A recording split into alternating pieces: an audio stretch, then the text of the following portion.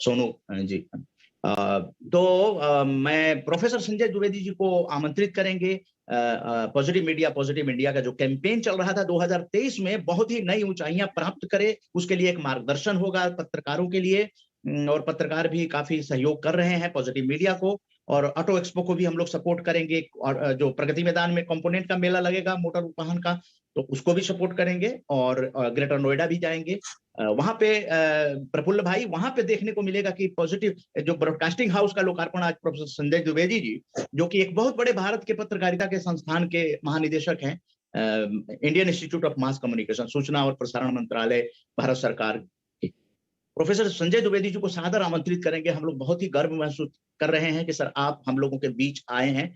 और RJS positive broadcasting house का लोकार्पण भी कर रहे हैं, और सकारात्मक पत्रकारिता, सकारात्मक भारत को किस दिशा में आगे ले जाया जाए। स्वागत है सर, प्रोफेसर संजय द्विवेदी जी। धन्यवाद आदरणीय उदय कुमार मन्ना जी, प्रफुल्ल शाह जी, आदरणीय Shah madam, professor Mishra ji, Kushwaha ji, Saroj Garg madam, सभी मित्र जो जुड़े हुए हैं, सोनू भी दिख रहे हैं, आशीष जी दिख रहे हैं, सभी आदरणीय जनों को मेरा प्रणाम। सभी अपने सीनियर्स को मैं देख पा रहा हूँ, बड़े अच्छा लग रहा है आप सबको देख करके। और इतने श्रेष्ठ जनों के बीच में उदय कुमार मन्ना जी ने मुझे बिठाया है, और मैं अपने को बड़ा गौरवान्वित अनुभव कर रहा हूँ। और सकारात्मक भारत तभी बनेगा जब सकारात्मक संवाद होगा, सकारात्मक पत्रकारिता होगी, सकारात्मक मीडिया होगा। आज इस सकारात्मक मीडिया के लिए आप एक स्टूडियो का प्रारंभ भी कर रहे हैं, ये सूचना भी बहुत हर्षित करने वाली है। सकारात्मकता किसी भी व्यक्ति के जीवन को परिवर्तित कर सकती है। बिना सकारात्मक हुए आप सफलताओं को प्राप्त नहीं कर सकते। मेरे पीछे 3 चित्र लगे हैं, आप इन चित्रों को देखिए। राष्ट्रपिता महात्मा गांधी, अंग्रेजों का राज था, अंग्रेजों ने इस देश में जिस प्रकार का शोषण का तंत्र खड़ा किया, उसको लेकर के उनके मन में कितना गुस्सा और आक्रोश हो सकता था, पर उन्होंने अपनी पूरी जिंदगी गुस्से का इस्तेमाल नहीं किया। उन्होंने हमेशा विवेक से और सकारात्मकता के साथ अपनी लड़ाई लड़ी और अंग्रेज देश छोड़कर गए। आदरणीय नरेंद्र मोदी जी को देखिए, किस तरह से उन्होंने एक सकारात्मक संचार संवाद करते हुए सारे देश को एक सूत्र में जोड़ दिया। और आज जो है भारत विश्व की एक बड़ी अर्थव्यवस्था और एक आत्मविश्वासी भारत के रूप में, एक आत्मनिर्भर भारत के रूप में पूरी दुनिया के सामने उभर रहा है। आदरणीय द्रौपदी मुर्मू जी, जीवन में कितनी कठिनाइयां, कितने संघर्ष, एक बहुत छोटे गांव से उड़ीसा के आने वाली, हिंदी भाषी इलाका, आदिवासी जनजीवन का संघर्ष, और वहां से निकलकर उन्होंने आज इस शिखर पर स्थान प्राप्त किया है। तो ये 3 चित्र जो है भारत की सकारात्मकता को, उसकी व्यापकता को बताने के लिए मुझे लगता है इससे सुंदर अवसर हो नहीं सकता। और मैं उदय कुमार मन्ना जी को बहुत बधाई देता हूं कि आजादी के अमृत महोत्सव के मौके पर, जिसको प्रधानमंत्री जी ने अमृत काल कह के संबोधित किया है, और अमृत काल हमारे लिए एक उत्सव नहीं है, एक अमृत काल हमारे लिए संकल्प का क्षण है, ऐसा प्रधानमंत्री जी ने हमें बताया कि पिछले 75 सालों ने भारत में अलग अलग क्षेत्रों में बहुत प्रगति की है, बहुत आत्मविश्वास अर्जित किया है, और उस आत्मविश्वास और उस प्रगति के साथ साथ भारत को कहां लेकर के जाना है, भारत को कैसा बनाना है, एक स्वावलंबी भारत, जिसका सपना हमारे राष्ट्रपिता ने देखा था, हमारे राष्ट्र नायकों ने देखा था, एक स्वावलंबी भारत, एक आत्मनिर्भर भारत। और इसलिए पॉजिटिव मीडिया की जरूरत क्यों है? पॉजिटिव मीडिया बनेगा तो पॉजिटिव इंडिया बनेगा, जैसा कि आपको चित्र में दिख रहा है। तो पॉजिटिविटी क्या कर सकती है, ये हमको सोचना पड़ेगा। अगर हम सार्थक संवाद करते हैं, सुसंवाद करते हैं, अच्छे तरीके से अपने विषयों को विश्व मंच पर रखते हैं, तो भारत को आगे बढ़ने से कोई रोक नहीं सकता। इसलिए RJS positive media broadcasting house जो है, वो एक नए प्रकार का संकल्प लेकर चल रहा है, एक सकारात्मक मीडिया। अभी तक मीडिया के बारे में कहा जाता था कि हमारा काम सिर्फ जो है खबरें बताना है, सूचनाएं बताना है, सवाल उठाना है। पर आरजेएस का संकल्प अलग है। आरजेएस जो राम जानकी संस्थान पॉजिटिव मीडिया ब्रॉडकास्टिंग हाउस है, उसका संकल्प अलग है। हम कहते हैं कि हम इस देश की समस्याओं के, इस देश के संकटों के हल खोजेंगे और सकारात्मकता के साथ साथ अपनी समस्याओं का निदान करेंगे, और एक आगे बढ़ता हुआ भारत हमारे सामने होगा। और इसलिए इस क्षेत्र में हमें काम करने की आवश्यकता है। इसलिए मैं बार बार कहता हूं कि मीडिया का भारतीयकरण करने की जरूरत है। प्रफुल्ल साहब, मीडिया का भारतीयकरण करने की जरूरत है। मीडिया की समस्या क्या है? मीडिया ने जो अपने आधार लिए हैं वो पश्चिम से लिए। पश्चिम में मीडिया प्रारंभ हुआ, पत्रकारिता जर्नलिज्म प्रारंभ हुआ, उसका आधार ये था कि अगर कुछ नकारात्मकता हो, कुछ निगेटिविटी हो, कुछ कॉन्फ्लिक्ट हो जाए, झगड़ा हो जाए, लड़ाई हो जाए, कुछ अशोभन हो जाए तो समाचार बनेगा, वरना नहीं बनेगा। पश्चिम में जो प्रारंभिक पुस्तकें पत्रकारिता की लिखी गई, उसमें ये बताया गया साहब कि कुछ नकारात्मक होगा तो खबर बनेगी। उसका उदाहरण देते हुए बताते हैं पुस्तकों में कि अगर आदमी कुत्ते काट ले तो समाचार बनेगा, कुत्ता आदमी काट ले तो समाचार नहीं बनेगा। और जर्नलिस्ट को वॉच डॉग कह के संबोधित किया गया। हमारी परंपरा अलग है। हमारे यहाँ जर्नलिज्म नहीं था, हमारे यहाँ मीडिया नहीं था, हमारे संचार है और संवाद है। हमारे प्रथम संचारक हैं देवर्षि नारद, जो अपने संवाद के माध्यम से, अपनी बातचीत के माध्यम से समस्याओं का हल निकालते। वो देवताओं के भी प्रिय हैं और राक्षसों के प्रिय। वो सब जगह उन पर लोग विश्वास करते हैं। वो समान रूप से देवताओं के दरबार में भी जा सकते हैं, राक्षसों के दरबार में भी जा सकते हैं। और उनका जो संवाद है वह लोक मंगल के लिए। अंततः जो वो संवाद करते हैं, जो संचार करते हैं, जो सूचनाएं इधर उधर करते हैं, उससे अंततः लोक मंगल होता है। यानी हमारी जो भारतीयता की जो संचार परंपरा है, संवाद परंपरा है, वह लोक मंगल को लेकर काम करने वाली। हम लोक कल्याण के लिए, लोक मंगल के लिए काम करते हैं। और हमारे जो कुंभ होते रहे, उन कुंभों का भी यही था। उन कुंभ में दुनिया भर से लोग आते थे, ऋषि संत आते थे, विविध विषयों पर विचार करते थे। और वह संचार परंपरा हमारी ऐसी थी कि कुंभ में होने वाला विमर्श गांव गांव तक, अंतिम व्यक्ति तक पहुंचता था। और इसलिए हमने जर्नलिज्म शब्द का उपयोग नहीं किया, हमने मीडिया शब्द का उपयोग नहीं किया, पर संचार और संवाद हमारे यहाँ था। हमारे जो शब्द थे, संचार था, संवाद था और शास्त्रार्थ। हमारा शास्त्रार्थ झगड़े के लिए नहीं था। उस शास्त्रार्थ से कुछ निष्कर्ष निकलता था, कुछ अर्थ निकलता था और कुछ समाज के लिए समाधान निकलता था, संकटों का समाधान निकलता था। आज जो शास्त्रार्थ टेलीविजन पर आप देखते हैं, वह शास्त्रार्थ नहीं है, वो वितंडावाद है। संस्कृत में शब्द ये भी है, शास्त्र संवाद है, शास्त्रार्थ और वितंडावाद है। वितंडावाद मतलब कि झगड़ा फैलाना, उससे कोई निष्कर्ष नहीं निकलता।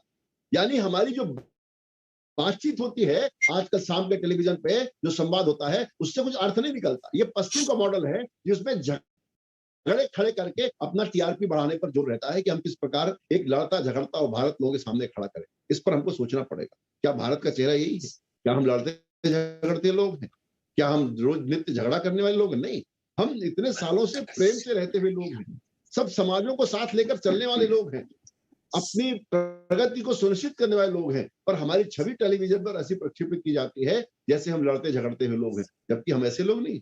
आपने कभी टेलीविजन की डिबेट पे देखा कि कोई कहे कि आज जो है प्रोफेसर मिश्रा जी, मैं आपकी बात से सहमत हूं, या ठीक है मैं आज गलत था, अपने को मैं करेक्ट करूंगा, करेक्ट मैडम, क्या मैं अपने करेक्ट करूंगा? ऐसा कोई नहीं बोलता। हर व्यक्ति दूसरे से असहमत है और कभी अपने को कोई करेक्ट नहीं करना चाहता। ये जो शैली है पत्रकारिता की, उससे दूर हटकर हमें विमर्शों की पत्रकारिता, शास्त्रार्थ की पत्रकारिता, संवाद की परंपरा, इसलिए मैं कहता हूं भारतीय मीडिया को अपनी जड़ों से जोड़ने की जरूरत है।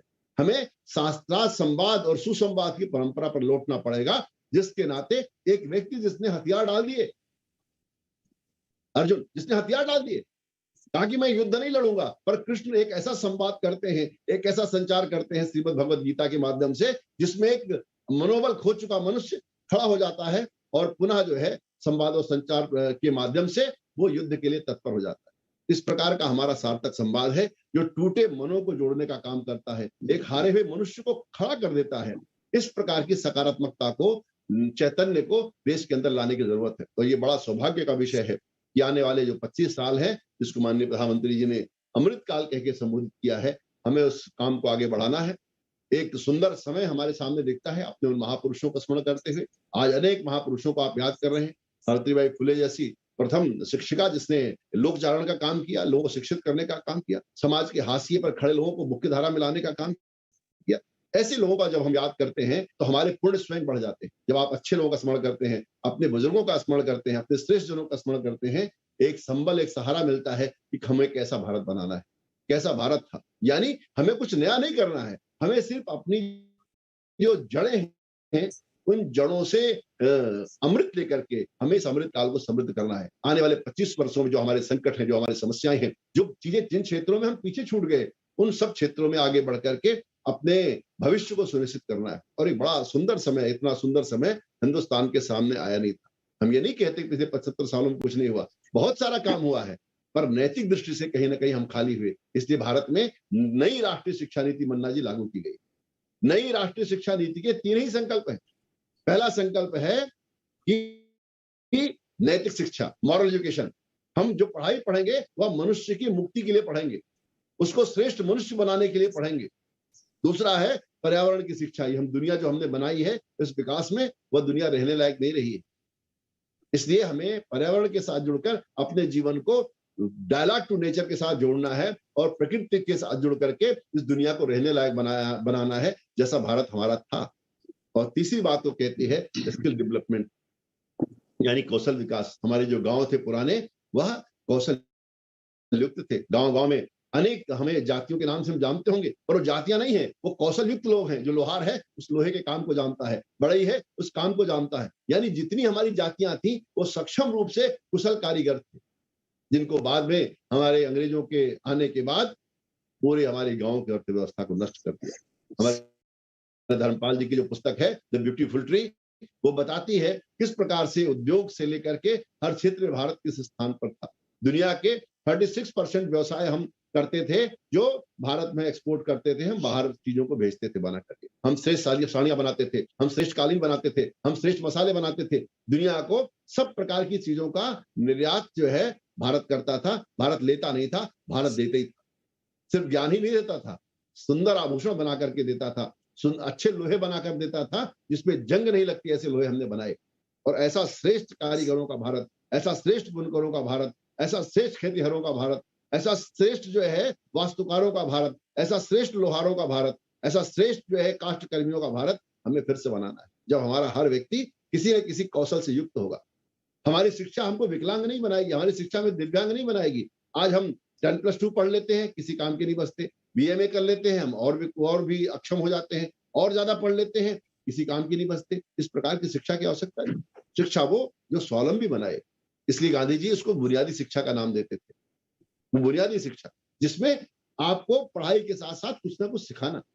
अगर पढ़ाई आपको कुछ सिखाती नहीं है, पढ़ाई आपको कुछ बनाती नहीं है, तो शिक्षा का कोई मतलब नहीं है। इस नाते हमें अपने लोगों को सक्षम बनाना, जो कम से कम अपनी दाल रोटी का अंजाम कर सके, अपने योग क्षेम का अंजाम कर सके। इस प्रकार की भावना लेकर के राष्ट्रीय शिक्षा नीति देश में लागू की गई। और इस नाते हम सबको इस राष्ट्रीय शिक्षा नीति को, शिक्षकों को खासकर जमीन पर उतारने का काम करना है।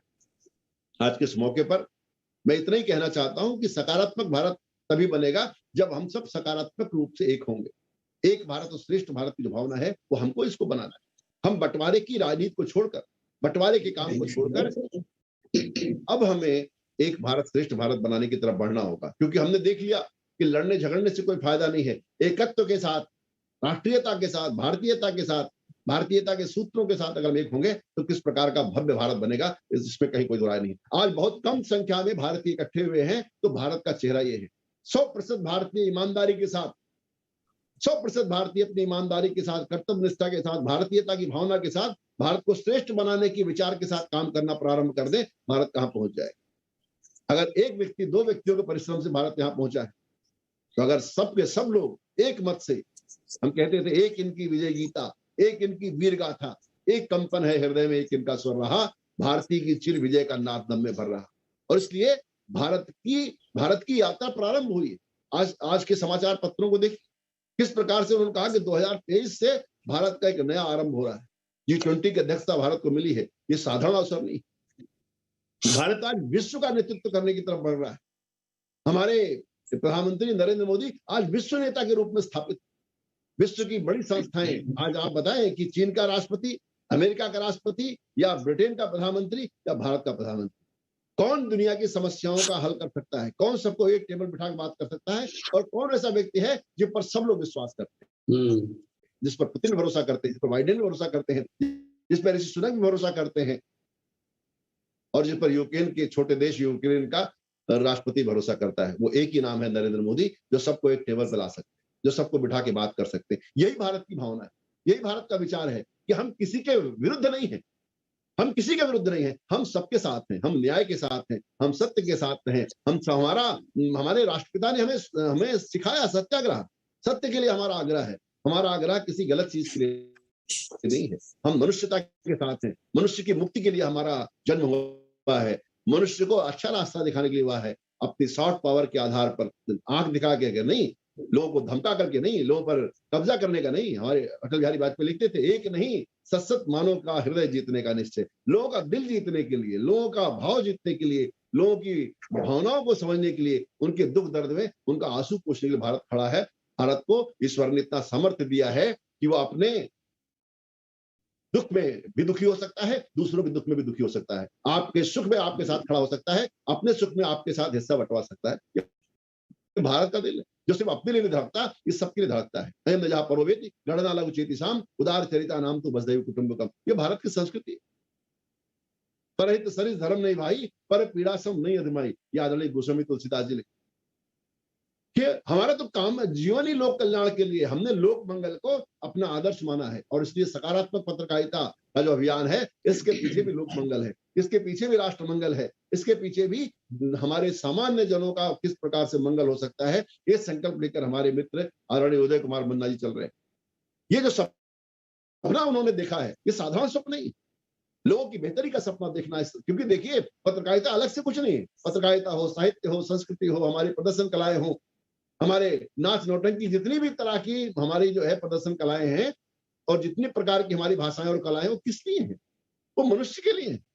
वो मनुष्य के उत्थान के लिए, मनुष्य को मनुष्य बनाने के लिए है। तो पत्रकारिता का उद्देश्य कुछ अलग नहीं है। पत्रकारिता का उद्देश्य वही है जो साहित्य का उद्देश्य है, जो हमारी कलाओं का उद्देश्य है, जो हमारी संस्कृति का उद्देश्य है। तुलसीदास जी लिखते हैं, कीर्त वनित भूलि बल सोई सूर्य सर सम सब कर हित हुई। यानी ये जो गंगा है, ये सबको पवित्र करती हुई, सबका हित करती हुई चलती है। और इसलिए हम सबको हमारे राष्ट्रपिता का आशीर्वाद, हमारे महापुरुषों का आशीर्वाद, सावित्रीबाई फुले का आशीर्वाद, सभी हमारे स्वतंत्रता सेनानियों का आशीर्वाद मिलेगा। क्योंकि उन्होंने जो लड़ाई लड़ी थी, वो लड़ाई इस बात की नहीं थी, साहब मन्ना साहब, ये लड़ाई इस बात की नहीं थी कि सिर्फ अंग्रेज चले जाए और हिंदुस्तानी यहां पर बैठ जाए कुर्सियों पर। ये झगड़ा कुर्सी का नहीं था, ये झगड़ा विचार का था। गांधी कहते हैं कि मैं कड़े शब्दों का इस्तेमाल नहीं करता, मैं मन वचन कर्म से हिंसा नहीं करता। पर गांधी अंग्रेजों की सभ्यता को शैतानी सभ्यता कहकर संबोधित करते हैं। ये मनुष्यता और शैतान की लड़ाई थी। ये शैतान और मनुष्यता की लड़ाई थी, भारतीयता को स्थापित करने की लड़ाई थी। इसलिए उसको उन्होंने स्वराज नाम दिया। और स्वराज का मतलब सिर्फ अंग्रेज का जाना और हिंदुस्तानी का उस कुर्सी पर बैठ जाना नहीं होता। स्वराज का मतलब है कि हम अपने आधारों पर, अपने भारतीय आधारों पर अपनी व्यवस्थाओं को खड़ा करेंगे। उसमें स्वभाषा की भी लड़ाई है, उसमें स्वभूषा की भी लड़ाई है, उसमें स्वाभिमान की भी लड़ाई है, उसमें स्वावलंबन की भी लड़ाई है। यानी भारत अपने आधारों पर खड़ा होगा, भारत अपने विचार पर खड़ा होगा, भारत अपनी भाषाओं के साथ खड़ा होगा, अपनी मातृभाषाओं के साथ खड़ा होगा। वो गुजराती हो सकती है, वो हिंदी हो सकती है, तमिल, तेलुगु, इनके आधार पर खड़ा होगा। वो लड़ाई अंग्रेजियत के खिलाफ, वो लड़ाई उस अंग्रेजियत की जो भावना है उसके खिलाफ थी। वो लड़ाई मनुष्यों के खिलाफ नहीं थी कि भाई गोरा चला जाए, काला यहां बैठ जाए, इसकी लड़ाई नहीं थी। ये लड़ाई एक बृहत्तर भारत बनाने की लड़ाई थी, एक महान भारत बनाने की लड़ाई थी, जिसमें मनुष्य मनुष्य के बीच में भेद समाप्त हो जाए, जिसमें किसी प्रकार का रेसिज्म नहीं होगा, जिसमें काले के गोरे का भेद नहीं होगा, जिसमें भाषा के आधार पर बंटवारा नहीं होगा, जिसमें जो है किसी पंथ और धर्म के नाम पर किसी को लांछित नहीं किया जाएगा, जहां पर सब लोग बराबर होंगे, जहां स्त्री पुरुष सब बराबर होंगे। और आज हमें वो उपदेश देते हैं नैतिकता का। उन्होंने जब उनको यहाँ लोकतंत्र आया, वोटिंग शुरू हो गई, आप पता करिए ब्रिटेन में महिलाओं को वोट देने का अधिकार कब मिला। और हिंदुस्तान में आजादी के पहले दिन से सब नागरिक बराबर हैं, सबके वोट की कीमत बराबर है। पहले दिन से महिलाओं से लेकर सब युवा यहाँ मतदान करते हैं। 18 साल के ऊपर का हर व्यक्ति मतदान करता है, उसकी जाति धर्म भाषा नहीं देखी जाती। यहाँ हर नागरिक बराबर है। जो हमारे बाबा साहब का सपना था, उस सपने को हमने पूरा करके दिखाया है। और उस सपने के कारण ही आज भारत के शिखर पर एक जो है पिछड़े वर्ग का व्यक्ति, जो सामान्य परिवार से आता है, जिनकी पूज्य माता जी का अभी 2 दिन पहले निधन हुआ, किस प्रकार से गरिमा के साथ उन्होंने अपनी माता जी का अंतिम संस्कार किया और किसी प्रकार का फौज फटाका नहीं होने दिया और बड़ी गरिमा के साथ अपनी माँ को विदाई दी। ऐसा प्रधानमंत्री हमारा नेतृत्व कर रहे हैं। उनको आदर्श के रूप में मानना है। हमारी माननीय राष्ट्रपति द्रौपदी मुर्मू जी एक सामान्य परिवार से आकर के अगर यहाँ बैठी हैं कि भारत के संविधान की, भारत के लोगों की जो एक आत्मार्पित किया हमने अपना संविधान, उस संविधान ने हमें शक्ति दी है कि एक सामान्य परिवार, एक सामान्य गांव से एक हिंदी भाषी इलाके से आकर के एक महिला जो है इस पद पर विराजी है। ये अपने आप में एक सुंदर समर्थ भारत बनता हुआ दिखता है। मैं उदय कुमार मुन्ना जी को सभी जो साथी जुड़े हुए, सभी जो आदरणीय सर लोग जुड़े हुए हैं, मैं सभी रिस्पेक्टेड जो डिग्निटरीज हैं इस प्रोग्राम में जुड़े हुए, मैं उन सबको प्रणाम करता हूं और अपनी वाणी को विराम देता हूं। जय हिंद, जय भारत। जय हिंद, जय भारत। सर, आपने जो अलख जगाई है, उस जो भी आपने मार्गदर्शन दिया है, क्योंकि पॉजिटिव मीडिया का एक नया रूप जो है वो हम लोगों के बीच में रखा है, और भारतीयता के साथ पत्रकारिता करने की जो सलाह दी है, इस पर आरजेएस की पूरी टीम जो है, मीडिया समूह है, और आरजेएस पॉजिटिव ब्रॉडकास्टिंग हाउस का लोकार्पण करने के लिए एक आज नए दिल के शुरुआत पर जो एक रिजोल्यूशन है वो आपने दिलाया है हम लोगों को। एक शपथ हम लोग लेते हैं कि सकारात्मक पत्रकारिता को भारतीयता के रंग में रंगते हुए आगे बढ़ाने की कोशिश करेंगे, और आपको वो आपका जो ये विचार है वो हम लोग और पत्रकारों तक पहुंचाने के, बहुत सारे लोग जुड़े हुए भी हैं।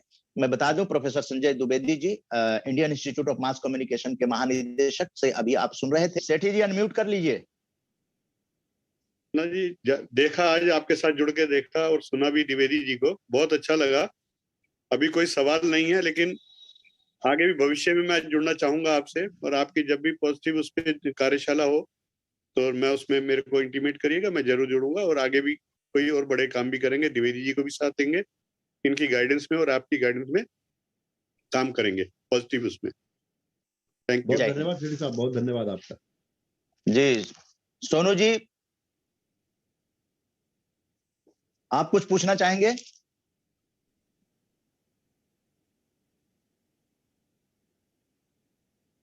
प्रणाम सर, मैं बिहार से जुड़ा हूँ और आप हमारे आदर्श हैं।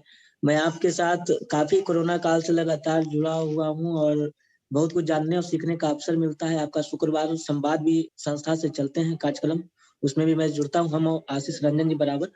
सर, आपने जो आज बातें कही हैं, बहुत सी बातें जो थी नेगेटिव, कोई सवाल भी नहीं है, और हमारे पास कुछ जो भी आपने बातें कही हैं, पॉजिटिव बातें बताई, जो हमारे मन में जो सवाल थे उसके भी हमें उत्तर मिल गए हैं, और हमारे कोई सवाल नहीं है। उदय मन्ना सर को बहुत बहुत धन्यवाद, इस तरह के साप्ताहिक कार्यक्रम करवाते हैं, बहुत सारे मुद्दों पर बातचीत होती है। बहुत बहुत उदय मन्ना सर को भी धन्यवाद, बहुत बहुत धन्यवाद। धन्यवाद सोनू जी। शुभकामनाएं। प्रोफेसर संजय द्विवेदी जी, आपने जो भारतीयता के रंग में रंग दिया है तो सभी अवाक हैं, और ये नया दृष्टिकोण मुझे भी मिला है कि पत्रकारिता जो है वो किस तरह से भारतीयता के रंग में रंगा जाए। तो आज के बाद आज रिजोल्यूशन यही है कि कैसे भारतीयता के रंग में हम लोग रंगेंगे। अभी ऑटो एक्सपो में ग्रेटर नोएडा जा रहे हैं, वहां कॉन्फेडरेशन ऑफ इंडियन इंडस्ट्री के डीजी से प्रगति मैदान में भी कंपोनेंट मेला है, वहां पर भी हम लोगों की बात होगी, सियाम के बड़े अधिकारियों से बातचीत होगी। तो वहां तक ये संदेश जो भारतीयता के रंग में रंगने की बात है, क्योंकि मोटर वाहनों में ले लीजिए तो विदेशों की गाड़ियां ज्यादा हैं, तो भारतीयता के रंग में हम लोग कैसे विज्ञान की दृष्टि से भी उन्नत करें और मेक इन इंडिया ज्यादा हो, उसके बारे में। और कोई है तो लास्ट सवाल ले लेते हैं, क्योंकि प्रोफेसर संजय द्विवेदी से मिलने के लिए लाइन लगी हुई है वहां पे। जी जी, हेलो, नाम बताकर। हाँ जी सर, आशीष रंजन, पत्रकारिता छात्र, मगध विश्वविद्यालय बोध गया से। सबसे पहले मैं सर सभी गुरुजनों को प्रणाम करता हूँ, और आदरणीय उदय मन्ना सर, आपका आभार इतने अच्छे वेबिनार में जोड़ने के लिए, और मित्र सोनू जी का भी धन्यवाद, और आदरणीय श्री संजय द्विवेदी सर के साथ आज दूसरी बार जुड़ करके बहुत अच्छा लगा है, और सर से बहुत कुछ सीखने को भी मिला है। सर, कई बार मेरा प्रश्न है यह कि कई बार ऐसा होता है कि सर सुनते हैं कि डिप्रेशन में चला गया, तो सर कहीं ना कहीं उस पर नकारात्मक प्रभाव पड़ता है।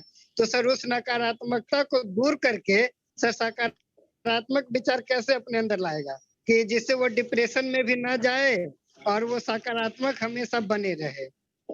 देखिए, हम जैसा सोचते हैं वैसा बन जाते हैं। अगर हमें अच्छा बनना है, अच्छा सोचना पड़ेगा, अच्छे लोगों के साथ में रहना पड़ेगा, जिसको हम सत्संग कहते हैं, आध्यात्मिक शब्दों में सत्संग कहते हैं। आप जैसे लोगों के साथ रहते हैं, जिस प्रकार का संवाद करते हैं, जिस तरह के लोग आपके आसपास, आपने देखा होगा कि जैसे आप कुछ दिनों के लिए गांव चले जाइए तो आपकी भाषा उस तरह की हो जाती है, थोड़े दिन शहर आ जाइए आप वैसा बोलना शुरू कर देते हैं। यानी जो परिवेश होता है वो आपको बनाता है, और इस नाते अपने परिवेश को, अपने देखिए खान पान, अपना विचार, अपनी दोस्तियां, संवाद, अगर आप स्वस्थ रखेंगे तो आप कभी डिप्रेशन में आएगा। आप सकारात्मक लोगों के साथ रहेंगे कभी डिप्रेशन नहीं आएगा। आप ऐसे लोगों के बीच में रहेंगे जो लगातार नेगेटिव बातें करते रहे, साहब कुछ नहीं हो सकता इस मुल्क में, तो बकवास है, तो बर्बाद हो जाएगा, सब खत्म हो जाएगा, अरे देखिए क्या गरीबी है, अरे क्या मुखबरी है, क्या वो है, क्या परेशानी है। अगर दिन भर लोग आप रोते हुए लोग बीच में रहेंगे तो धीरे धीरे आपको भी वो दृश्य लगने लगेगा, हाँ यही सच है। क्योंकि बार बार आपके दिमाग में, देखिए आप कितने मजबूत व्यक्ति हो, लगातार आपको नकारात्मकता से भरा जाएगा, थोड़ी देर बाद आपको लगेगा कि हाँ कुछ गड़बड़ जरूर है। मैं आपको एक उदाहरण देता हूँ, आशीष भाई, जैसे कोई व्यक्ति मेरे पास आके कहे कि जो टोपी लगाया हुआ लड़का आशीष ये बड़ा बदमाश है, तो मैं एक बार कहूंगा हटो, फालतू बातें मत करो, बहुत अच्छा लड़का है। 2 बार 3 बार 4 बार 5 बार 10 बार लगातार मुझे बात बताई जाए कि आशीष बहुत खराब लड़का है, मुझे लगा यार इतने सारे लोग कह रहे हैं, कुछ ना कुछ गड़बड़ जरूर होगी, इतने सारे लोग कह रहे हैं तो कुछ मेरे मन में शंका पैदा हो जाएगी, जबकि मेरा आपसे आत्मीय संबंध है, मैं आपको प्रेम करता हूँ, बात करता हूँ, तभी मेरे मन में उदय जी को लेके कोई आगे 10 लोग मेरे बारे में बोले यार एक आदमी गलत हो सकता, 2 3 4 5 लगातार। इसलिए हमेशा नकारात्मक लोगों से, नकारात्मक विचारों से, नकारात्मक फिल्मों से, नकारात्मक चैनलों से सबसे दूर रही। अगर नकारात्मकता जीवन में एक बार घुस गई, ये बीमारी है, जैसे अगर शुगर हो गया तो फिर दौड़ मचा दो, खान पान ठीक करो, तब नहीं, इलाज नहीं उसका, दवाई खाते रहो, कुछ नहीं होगा। इसी तरह नकारात्मकता भी अपने आप में एक बीमारी है। अगर आपकी एक बार निगेटिव थिंकिंग शुरू हो गई, कुछ नहीं हो सकता, ध्यान रखिए आप। इसलिए हमेशा सकारात्मक लोगों के विचारों को सुनना, सफल लोगों की बातों को सुनना, कैसे वो सफल हुए, कैसे एक गांव में पैदा हुई महिला राष्ट्रपति के पद तक पहुंच जाती है, कैसे बड़नगर में पैदा हुआ एक बालक जो है शिखर पर बैठा हुआ विश्व नेता बन जाता है, ये आपको देखना पड़ेगा। कैसे अब्राहम लिंकन अमेरिका के राष्ट्रपति बन जाते हैं, ये जो सफलता की कहानी है। देखिए ऑर्डिनरी लोगों ने एक्स्ट्रा ऑर्डिनरी पोजीशंस हासिल की हैं, और एक्स्ट्रा ऑर्डिनरी लोग जो एक्स्ट्रा ऑर्डिनरी परिवार में पैदा हुए वो ऑर्डिनरी पोजीशंस पे चले गए, ये भी है। उस जो ऑर्डिनरी पोजीशन में पैदा हुआ, सामान्य घर में पैदा हुआ व्यक्ति, वो अपनी सकारात्मकता से शिखर को स्पर्श करता है। और एक जो बहुत अच्छे परिवार में पैदा हुआ बालक है, खूब अच्छे स्कूल में पढ़ के निकला है, महलों में पैदा हुआ है, सोने के चम्मच से खाना खिलाया जा रहा है, अपनी नेगेटिविटी के नाते शिखर से जमीन पे आ जाता है। ये आपको देखना पड़ेगा। ये सिर्फ प्राकृतिक मामला नहीं है, ये सिर्फ सोच का मामला है। यानी हम जैसा सोचते हैं वैसे बनते हैं। इसलिए अपनी सोच को बहुत ही, और प्रकृति के साथ रहना, नदियों के किनारे बैठना, खेतों के किनारे बैठना, जब अवसर मिले प्रकृति से संवाद का अवसर नहीं छोड़ना, क्योंकि प्रकृति ही सब कुछ है, वही हमको सिखाती है कि कैसे वो अपने जीवन को चलाती है। इसलिए प्रकृति पर और ईश्वर पर विश्वास रखिए, सकारात्मक लोगों के साथ में रहिए, सकारात्मक साहित्य पढ़िए, अच्छी ऑटोबायोग्राफीज पढ़िए, डिप्रेशन आए सफलता की कहानियां पढ़िए, अच्छी ऑटोबायोग्राफीज पढ़िए, अपने आप डिप्रेशन दूर हो जाएगा। जब आपको लगेगा एक इतने सामान्य परिवार पैदा हुआ आदमी संघर्ष से यहाँ पहुंच सकता, तो मैं तो बहुत अच्छी स्थितियों में हूँ। मैं तो उदय कुमार मन्ना जी के दरबार में बैठकर इतना सुंदर संवाद कर रहा हूँ, हमारे दिन तो वैसे ही अच्छे आ गए हैं, इसलिए आपके दिन भी अच्छे हो जाएंगे, मेरा ऐसा मानना। बहुत बहुत आभार सर, आपने इतने अच्छे से मेरे प्रश्न का जवाब दिया। आपका धन्यवाद, आभार। धन्यवाद, धन्यवाद आशीष जी। बहुत अच्छा सीतामढ़ी से ये अलग जगा रहे हैं सकारात्मकता का। मुझे लगता है कि आप लगातार जुड़ते हैं, सोनू जी जुड़ते हैं और सरोज बहन जी भी जुड़ती हैं नागपुर से, अभी भी जुड़ी हुई हैं। प्रोफेसर बिजन कुमार मिश्रा जी आरजेएस एडवाइजर और WHO से सम्मानित इंटरनेशनल कंज्यूमर पॉलिसी के एक्सपर्ट। प्रोफेसर बिजन कुमार मिश्रा जी। नहीं, हम केवल एक ही चीज बताना चाह रहे थे, जो प्रोफेसर संजय त्रिवेदी ने बहुत ही सरल भाषा में बढ़िया से, बहुत सही ढंग से उन्होंने समझाया कि जैसे आप एक बूस्टर डोज लेते हैं, वैक्सीन का लेते हैं ना, जब कोविड फैला तो आप क्या किए, आपने एक बूस्टर डोज लिया, प्रोटेक्ट किया अपने को। तो डिप्रेशन से भी आपको मुक्त करने के लिए आपको एक बूस्टर डोज लेना पड़ेगा। आपको आरजेएस परिवार के साथ जुड़ना होगा, संडे 11 बजे आपको डोज लेना पड़ेगा। यदि आप ऐसी डोज लेते रहेंगे तो आप देखेंगे कि बहुत ही जल्दी आप डिप्रेशन से बाहर हो जाएंगे और आप पॉजिटिव सोचने लगेंगे। तो आपका माहौल क्रिएट करना, आपका खुद का एक जो व्यवहार है, वो जब तक आप खुद प्रैक्टिस करके आप खुद पॉजिटिव नहीं सोचेंगे, आपका परिवार भी पॉजिटिव नहीं सोचेंगे। आपके परिवार के लोगों के साथ पॉजिटिव एक माहौल बनाना होगा, फिर आपके अगल बगल के पड़ोस के साथ पॉजिटिव बनाना होगा। तो इस ढंग से, जिसको हम लोग कहते हैं सर्कल ऑफ इन्फ्लुएंस, आपको सर्कल ऑफ इन्फ्लुएंस बढ़ाना होगा धीमे धीमे करके, जैसे हम लोग आरजेएस परिवार के थ्रू कर रहे हैं। तो तब डिप्रेशन से आप बाहर भी हो जाएंगे, और आप खुद खाली बाहर नहीं होंगे, आप हजारों लोगों को डिप्रेशन से बाहर करवाएंगे। तो ये बहुत ही एक भयंकर डिजीज है डिप्रेशन, आप समझ लीजिए। क्योंकि आज मेंटल डिजीज पे कोई ध्यान नहीं दे रहा है लोगों को, कोई काउंसलिंग नहीं हो रही है, जिसके चलते वो बढ़ रहा है, वो डिजीज बढ़ रहा है, भयंकर रूप ले रहा है। तो अब हम लोगों को पॉजिटिव सोचते हुए कैसे हम लोग मेंटल हेल्थ को मेंटेन कर सके और मेंटल हेल्थ को एक बैलेंस रूप से ले जा सके ताकि डिप्रेशन ना हो, ये बहुत ही जरूरी है। Dawai is never the answer, let me tell you. Medicine is not the remedy, remedy is your self development. आपको खुद को अपने को डेवलप करना होगा पॉजिटिव सोचने के लिए। क्या आशीष जी आपका प्रश्न का उत्तर मिला? जी सर मिल गया सर, बहुत अच्छे तरीके से आप समझाए, आपका बहुत बहुत आभार सर। धन्यवाद सर, धन्यवाद प्रोफेसर बिजन कुमार मिश्रा जी। सरोज गर्ग जी, आप नागपुर से जुड़ी हैं, लगातार जुड़ती हैं, कवियत्री भी हैं, जहां न पहुंचे रवि वहां पहुंचे कवि। सरोज गर्ग जी। सरोज गर्ग जी, आप बैठक भी करने वाली हैं नागपुर में, सकारात्मक बैठक। आप लोगों की कृपा से, मन्ना जी और मिश्रा जी की कृपा से होगा जो कुछ होगा। कोई सवाल है? प्रोफेसर संजय द्विवेदी जी अभी हैं जुड़े हुए। जी, जैसा कि मैं सर्वप्रथम सभी को नमन करती, अभिनंदन करती हूँ, और द्विवेदी जी से एक ही बात कहती हूँ कि ये जो टीवी चैनल्स पे एकदम लगातार जो नेगेटिविटी फैलाते रहते हैं ये न्यूज वाले, क्या ये बंद नहीं हो सकता? इसको थोड़ा रोकना चाहिए। हर समय लड़ाई के अलावा कुछ दिखने को ही नहीं होता है। अब न्यूज देखने का भी मन नहीं होता है, बंद करो इसे, ये क्या है, हर समय एक ही बात इसको द्विवेदी जी बंद करवाएं तो बहुत अच्छा हो। कुछ सकारात्मक फैलनी चाहिए टीवी पे, जिसको आज सब लोग देखते हैं। रेडियो तो कम लोग देखते हैं, टीवी ही ज्यादा आता है सामने।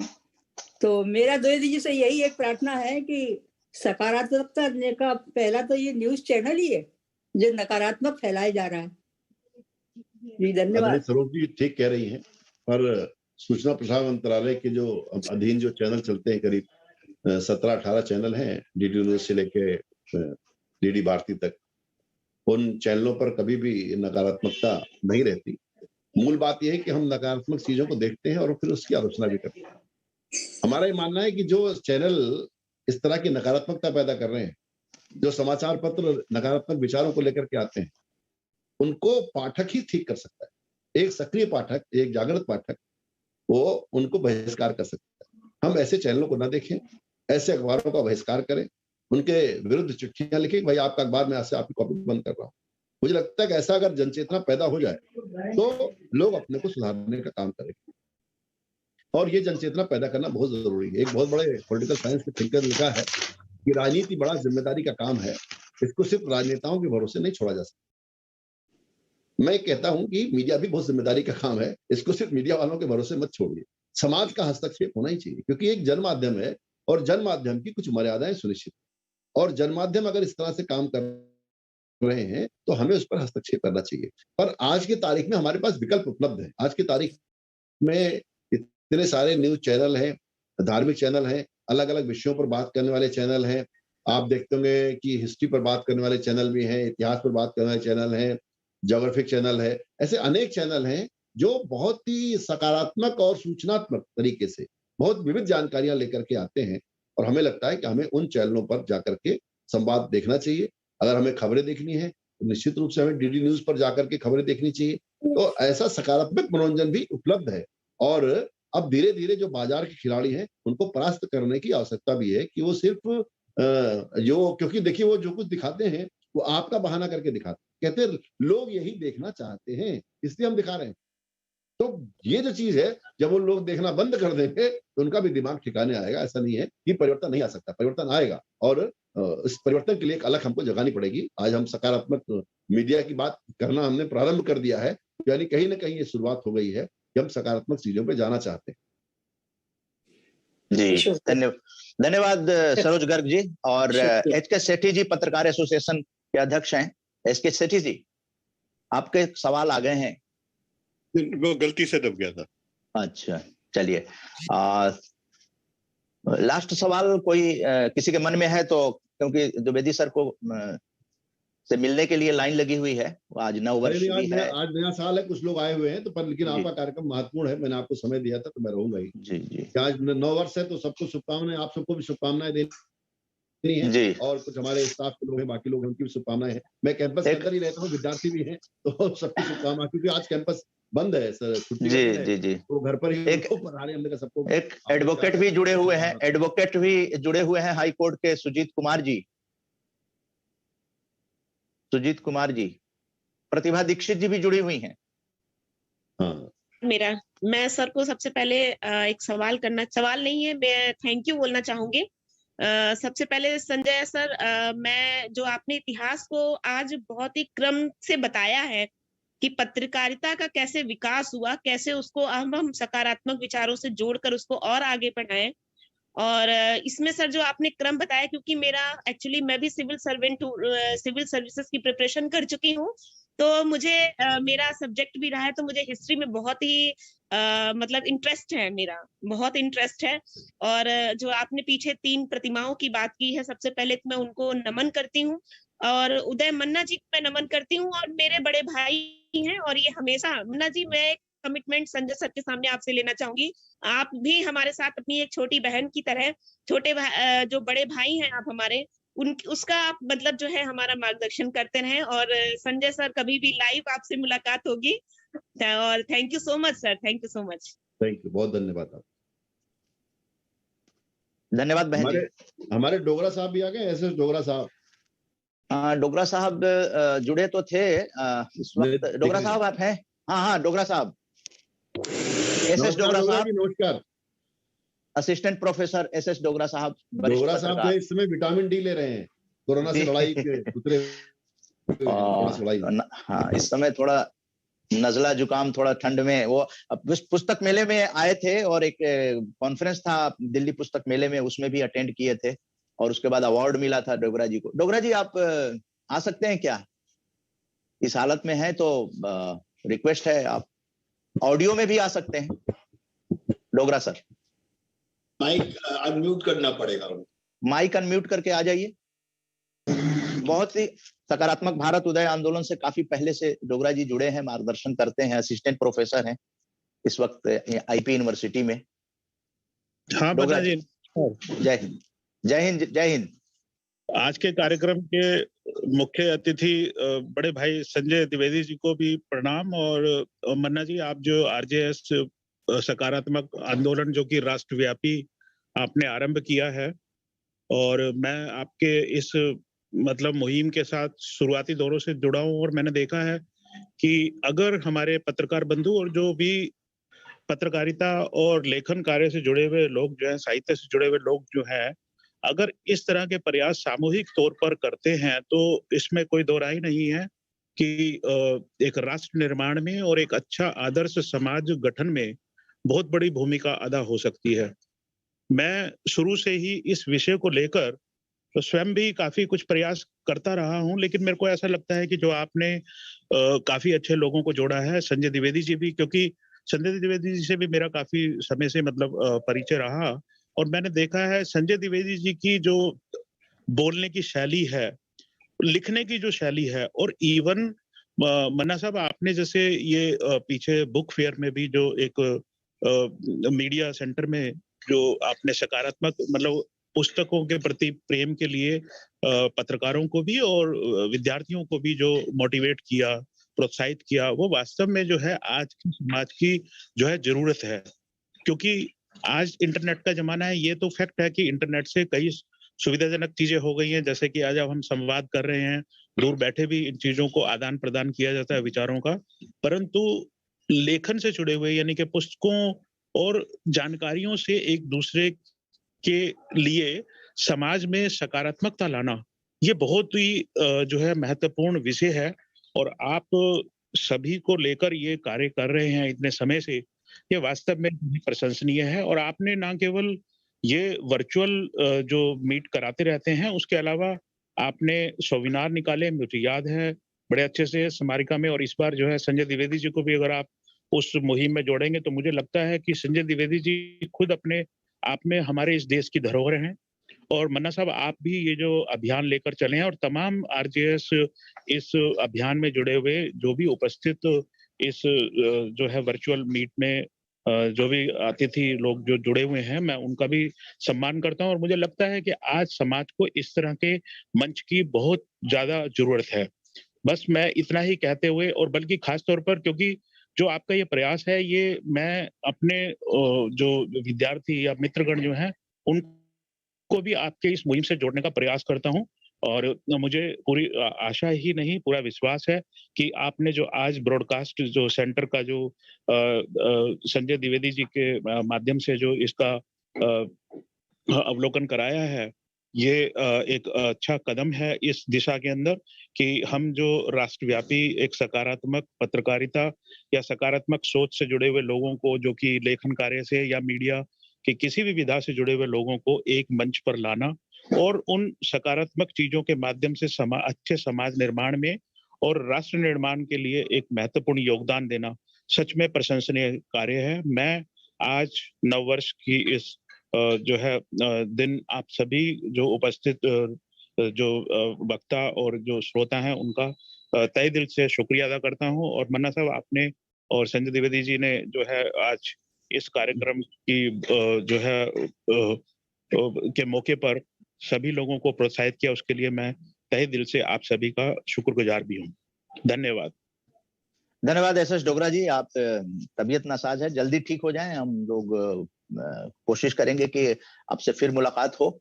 और हम लोगों के बीच सुदीप साहू जी हैं, एडवोकेट सुदीप साहू जी। आपने ही ईमो को लेटर लिखा था सावित्रीबाई फुले जी के जयंती, जब हम लोगों ने वेबिनार किया था, राष्ट्रीय शिक्षिका दिवस मनाया था पिछले साल। जी जी जी जी जी क्या कुछ कहना चाहेंगे? सर, मैं कहना चाहता हूं कि भारत की पहली प्रथम महिला शिक्षिका सावित्रीबाई फुले के जन्मदिन जो कि 3 जनवरी को पड़ रहा है। अच्छा, पहले तो आप संजय द्विवेदी जी से कुछ पूछना चाहें, क्योंकि संजय द्विवेदी जी अब हम लोगों मतलब वेबिनार यहाँ पे जो सत्र है वो संपन्न होगा। जी, मैं संजय द्विवेदी जी का स्वागत करता हूं कि वो दोबारा से हमारे कार्यक्रम में आए हैं और हम लोगों का हौसला बढ़ाया है और हम लोगों का ज्ञानवर्धन किया। मेरा सिर्फ ये कहना है कि 3 जनवरी को सावित्रीबाई फुले का जन्मदिन है। भारत सरकार से आग्रह है, मैंने जो चिट्ठी भी लिखी थी प्रधानमंत्री जी को, उसका अभी तक कोई जवाब नहीं आया है कि कम से कम भारत की पहली प्रथम महिला शिक्षिका के नाम पे छुट्टी घोषित करें और विभिन्न कार्यक्रम उस दिन आयोजित किए जाएं, जिससे कि जनता को मालूम पड़े। जनता समझती नहीं है, आज ही कुछ लोगों को ही समझती कि यही शिक्षक हैं, लेकिन नहीं, जिसने सबसे पहले अलख जगाई है उनका नाम सबसे पहले आना चाहिए। जैसे कि पत्थर पे जो पहला हथौड़ा मारता है नाम उसी का होता है, इसी प्रकार से सावित्रीबाई फुले का नाम होना चाहिए। जय हिंद, जय भारत। धन्यवाद। साहू जी, एक जानकारी के लिए सिर्फ बताना चाहूंगा कि अभी हमने अपने 2 विशेष कार्यालय बनाए हैं।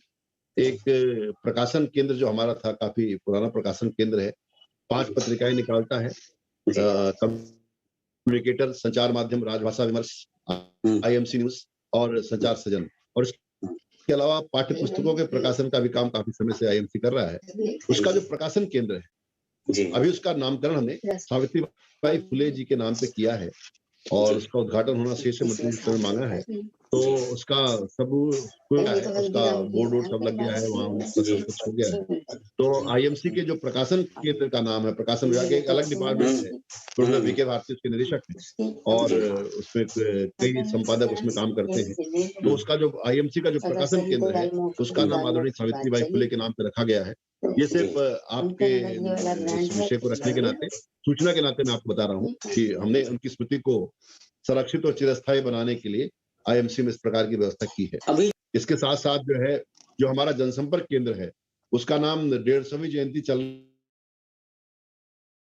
रही है। भारत ने अपने संचार केंद्र का नाम रखा है, जहाँ पे हमारा सारा सोशल मीडिया का संतंत्र होता है। इसके अलावा भारत के प्रथम संपादक पंडित युगल किशोर शुक्ल, जिनके नाम पर देश में कोई स्मारक नहीं, पहले संपादक के नाम पर, उदंत मार्तंड के संपादक रहे, 1826 में पहला अखबार निकाला, कोई स्मारक उनके नाम पे नहीं है और हमारे अपने पुस्तकालय का नाम उनके नाम पे किया है। ये 3 सूचनाएं मुझे देनी थी कि इस तरह हम अपने महापुरुषों को याद करके और अमृत महोत्सव के मौके पर उन्हें अपनी श्रद्धांजलि देना चाहता हूँ। जी सर, आपका विचार विमर्श जो है वो भी काफी साहित्यिक रूप से देश में सकारात्मकता का प्रचार कर रहा है। जी जी, वो तो उसके बारे में कुछ कहना चाहेंगे? उसमें किस तरह से आगे आने वाले दिनों में परिवर्तन ला रहे हैं? नहीं, मीडिया विमर्श जो पत्रिका निकलती है वो तो व्यक्तिगत रूप से निकलती है, उसका आईएमसी से संपर्क नहीं है।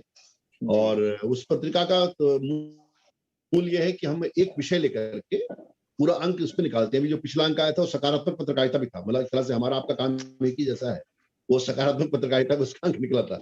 और जो उसका वर्तमान अंक आया है वो एक बहुत ही जबरदस्त पत्रकार हुए जिन्होंने मूल्याधारित पत्रकारिता के लिए बहुत काम किया, प्रोफेसर कमल दीक्षित, उन पर केंद्रित है। तो एक विषय लेकर पूरी थीम रहती है, एक ही विषय पर पूरा अंक निकलता है। आप कहेंगे तो मैं उसकी प्रतियां आपको भिजवा दूंगा। जी जी, आपके द्वारा जो भी पीडीएफ आती है वो आरजेएस फैमिली तक पहुंच जाती है। और तो सर, आपके पास समय भी कम है, तो हम चाहेंगे कि आपका जो धन्यवाद करने के लिए मैं बुलाना चाहूंगा चौधरी इंद्रराज सिंह सैनी जी, जो कि आज के सह आयोजक हैं।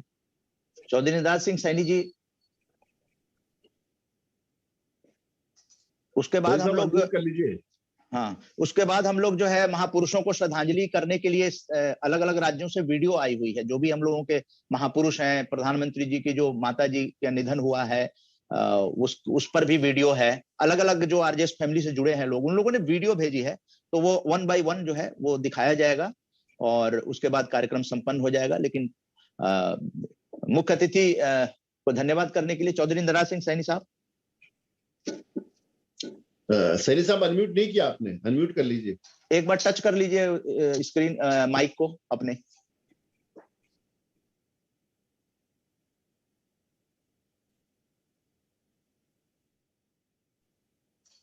चौधरी इंद्रराज सिंह सैनी जी, एक बार टच कर लीजिए अपने स्क्रीन पर, माइक दिखाई देगा, उसको टच कर लीजिए। माइक अनम्यूट नहीं है इंद्रराज सैनी साहब, आपका अनम्यूट नहीं है माइक, अनम्यूट कर लीजिए उसको। हाँ, हो गया, ओके। हाँ, मैं इस अमृत महोत्सव पर सबसे पहले धन्यवाद करता हूँ संजय द्विवेदी जी का। ये वाकई में द्विवेदी 2 वेदों के ज्ञाता हैं और जो आज इन्होंने जो पूरे भारत को जो बराबरी का दर्जा दिया है ना, मैं इसके लिए मैं आपका बहुत बहुत धन्यवाद करता हूँ कि आप सबको इसी तरह से अपने भाषण में या मतलब लेखने, बोलने में, लिखने में जो आप एकदम परफेक्ट हैं। और वाकई में जो है आपने ये जो लोगों पर अपनी एक छाप छोड़ी है, मैं कहता हूं कि ऐसे आप छोड़ते रहें तो हमारा भारत सुधर जाएगा और कुछ ना कुछ बहुत आगे बढ़ेगा, क्योंकि आपने बहुत ज्ञान की बातें की हैं और पूरे भारत को हर चीज में, खेतों खलिहानों से लेकर के और महापुरुषों तक सबको एक साथ जोड़ दिया है और उनका कहा है कि सब बराबर हैं। तो इसलिए मैं आपका बहुत बहुत धन्यवाद करता हूँ। यहाँ सरोज बहन जी हैं, प्रतिभा दीक्षित भी हैं, सूर्यकांत शर्मा जी भी हैं, प्रफुल्ल पटेल भाई जी भी हैं और संजय सीता जी भी हैं, ऐसे डोगरा जी भी हैं, उमाकांत जी भी हैं और ऐसे सुधीर जी भी हैं। और मैं धन्यवाद तो असली में कहता हूँ उदय मन्ना जी का, जिसने हम सबको जोड़ने का काम किया है। और ये प्रेरणा आप जैसों से भी लेते हैं और दूसरे लोगों से भी लेते हैं और प्रेरणा लेकर के सकारात्मक सोच के अनुसार आगे देने का काम करते हैं। जगह जगह घूमते फिरते रहते हैं, पूरे भारत में घूमने का काम है इनका और सकारात्मक सोच को आगे बढ़ाने का काम करते हैं। मैं उदय मन्ना जी से कहूंगा कि आप ऐसे ही आगे बढ़ते रहें और इसको मुहिम को चलाते लेके चलते रहें। और मैं आपसे सबसे बाद में ये और कहना चाहता हूँ, सावित्रीबाई फुले दिवस जो छुट्टी दिवस है, हम कहते छुट्टी मनाने का, हम छुट्टी ना करें, उस दिन एक विशेष दिवस माना जाए जिस पर हम सावित्रीबाई फुले और सावित्रीबाई फुले के महात्मा ज्योतिराव फुले के ऊपर एक प्रेरणा स्रोत दिया जाए। आगे उसी बारे में उस दिन जो है उनके बारे में बताया जाए पूरे भारत में, ताकि उनकी सोच क्या थी और उन्होंने प्रथम शिक्षिका होने के नाते उन्होंने इसको आगे कैसे बढ़ाया और महात्मा ज्योतिराव फुले जी के दिमाग में ये कैसे आई प्रेरणा कि सबको शिक्षा होना चाहिए, सब कुछ आगे बढ़ना चाहिए। तो भारत में अभी तक हमारे हिंदुस्तान में हम केवल शिक्षा से पीछे जुड़े हुए, शिक्षा से पिछड़ रहे हैं। अगर सबको शिक्षा अच्छी मिले, बराबर की शिक्षा मिले और आप जैसों का धन्यवाद कुछ आशीर्वाद रहे तो शायद ये आगे बढ़ जाएगा, जुड़ जाएगा। और आप जैसों के साथ मैं बहुत बहुत धन्यवाद करता हूँ और सभी भाइयों को धन्यवाद करता हूँ कि आज आप सभी इसमें उदय मन्ना जी के साथ में और इस अमृत महोत्सव में आप जुड़े हैं। बहुत बहुत धन्यवाद और हम भी आपसे फिर मिलते रहेंगे। मेरी शायद पहले मुलाकात है सर आपसे। मैं आपका बहुत शुक्रगुजार हूँ। आपका मैंने जो ये सुना है, मैंने बहुत ध्यान से सुना है और मुझे पता है कि आपने कहाँ कहाँ और कितना कितना बोला है, बहुत। और सब लोगों ने सुना होगा, सभी आपकी बात को तूल देंगे, वजन देंगे। आपने बराबरी का जो तूल दिया है, इसको मैं बहुत बहुत आपको मैं आपकी प्रेरणा का स्रोत हूँ। बस बहुत धन्यवाद। धन्यवाद। जय हिंद, जय भारत। जय हिंद, जय भारत। जय हिंद, जय भारत सर। पूरी आरजेएस जो 25 राज्यों की फैमिली है, बहुत सारे पत्रकार समूह हैं, मीडिया समूह हैं, आपने जो अलख जगा दी है सर, आज यही रेजोल्यूशन एक तरह से शपथ दिला दी आपने पत्रकारों को, और पत्रकार एसोसिएशन के भी लोग जुड़े। तो प्रोफेसर डॉक्टर संजय द्विवेदी जी और आपके संस्थान से निकले हुए लोग बड़े बड़े चैनलों और जहां जा रहे हैं, निश्चित रूप से आपके दरमियान में, या प्रोफेसर केजी सुरेश जी ने भी बहुत अच्छा, वो भी आरजेएस फैमिली के मंच पर लगातार आते हैं, जुड़ते हैं, मार्गदर्शन करते हैं। तो आप जैसे लोग जो है देश की एक धरोहर हैं। आज हमारी आरजेएस फैमिली बहुत ही खुश है। आपको भी लग रहा होगा कि हर आदमी, इतने उम्र दराज लोग भी आपकी बातों से इतना प्रेरित हुए।